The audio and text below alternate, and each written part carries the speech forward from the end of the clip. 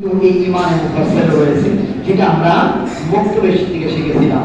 তার মধ্যে 7টি বিষয় রয়েছে। এর মধ্যে সবচাইতে যত বিষয় রয়েছে, এর গুরুত্বপূর্ণ বিষয় হলো আমার নবীর উপর বিশ্বাস করা। সুবহানাল্লাহ। কার উপর বিশ্বাস করতে হবে? নবীর উপর বিশ্বাস করতে হবে। কারণ অনেক বক্তারা আল্লাহ দিন নির্দেশনা সিস্টেম সব কিছু বলে গেছে। আমি শুধু তাদের কাছে একটু জানতে চাই, আল্লাহকে চেনার জন্য তো আল্লাহর প্রতিনিধি আছে, বলেন ঠিক কিনা?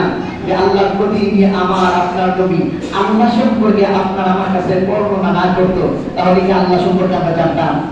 জোরে বলেন জানতাম।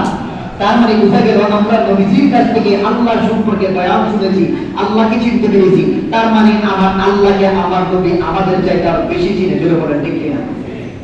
কথা শুনতে আছি। এবার আসেন, যে ব্যক্তি আল্লাহকে আমার চাইতে বেশি চিনে, যিনি আমার চাইতে আল্লাহকে বেশি বেশি চিনি, ওই নবীজির উপর আমার আপনার বিশ্বাস থাকার দরকার আছে না নাই? ধরে বলেন আছে না নাই?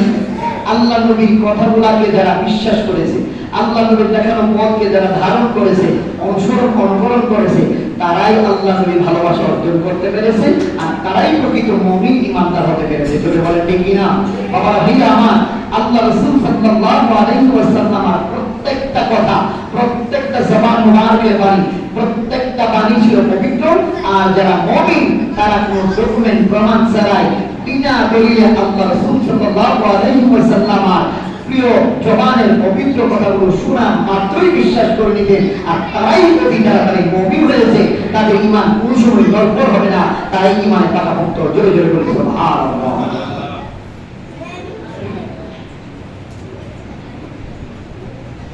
আল্লাহ নবী দুনিয়ায় আসার পর, আগমন করার পর দিনের কথাগুলো যেভাবে মানুষের কাছে বলেছে, কেউ আল্লাহ নবীকে বিশ্বাস করেছে, কেউ করে নাই। আর যারা করে নাই তারাই কিন্তু ঈমান থেকে দূরে রয়েছে, ইসলাম থেকে দূরে রয়েছে। আর যারা বিশ্বাস করেছে তাদের মধ্য থেকে আল্লাহ নবী দুনিয়ায় 10 জনের বেহেশতের সার্টিফিকেট দিয়েছে। আর যারা বিশ্বাস করে নাই তারা এটা নিয়ে ঠাট্টা করছে, বিদ্রুপ করছে। আল্লাহ নবী বলে দিয়েছেন, আমি যাহা বলি তাহাই সত্য। আল্লাহর তরফ থেকে কোরআনের আয়াত আসছে, আমার রাসূলের জবান থেকে যা আসবে সেটাই সত্য। এবং আল্লাহ নবী দর্শন আসলে মুবাশশারার নাম ঘোষণা করেছেন, সেটাও সত্য। এটা অবিশ্বাস করার কোনো ত্রুটি নাই।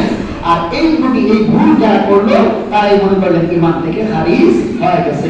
এই জন্য আল্লাহ রাসূল সাল্লাল্লাহু আলাইহি ওয়াসাল্লাম এর উপর পবিত্র কোরআন নাযিল হয়েছে। আর মানুষের হিদায়াতের জন্য কোরআন নাযিল হয়েছে।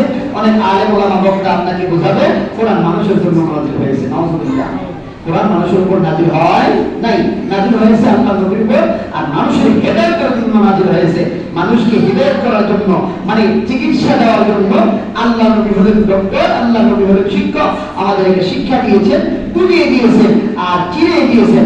আমরা এই পথ অনুকরণ করে, অনুধাবন করে ঈমানে মজবুত হয়ে আমল নিয়ে দুনিয়া থেকে বিদায় হতে পারলেই আল্লাহ আমাদেরকে জান্নাতি মেহমান বানিয়ে দিবে। জোরে জোরে বলি আমিন।